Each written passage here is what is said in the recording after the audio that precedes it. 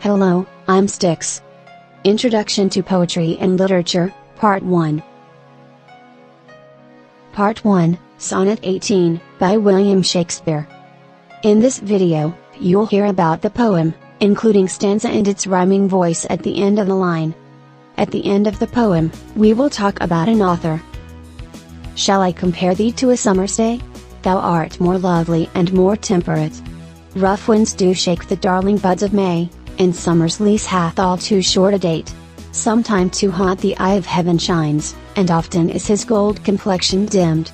And every fair from fair sometime declines, by chance, or nature's changing course, untrimmed. But thy eternal summer shall not fade, nor lose possession of that fair thou'st. Nor shall death brag thou wanderst in his shade, when in eternal lines to time thou growst.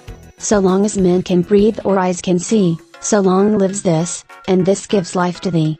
Sonnet 18 is a typical English or Shakespearean sonnet, having 14 lines of iambic pentameter. It goes into the rhyme scheme, ABAB, CD, and so on. When you look at the first 4 lines, it shows an alternate rhyme. 1 at the end contains Y at line 1 and 3, and D at the end at line 2 and 4 respectively. This is a type of pattern when you observe.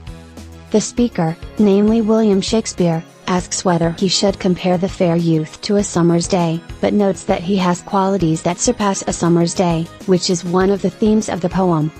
The speaker then states that the fair youth will live forever in the lines of the poem, as long as it can be read. There is an irony being expressed in this sonnet. It is not the actual of young men who will be eternalized, but the description of him contained in the poem, and the poem contains scant or no description of the young man, but instead contains vivid and lasting descriptions of a summer day, which the young man is supposed to outlive. So, this video is about Sonnet 18, by William Shakespeare. Like, comment, and subscribe now.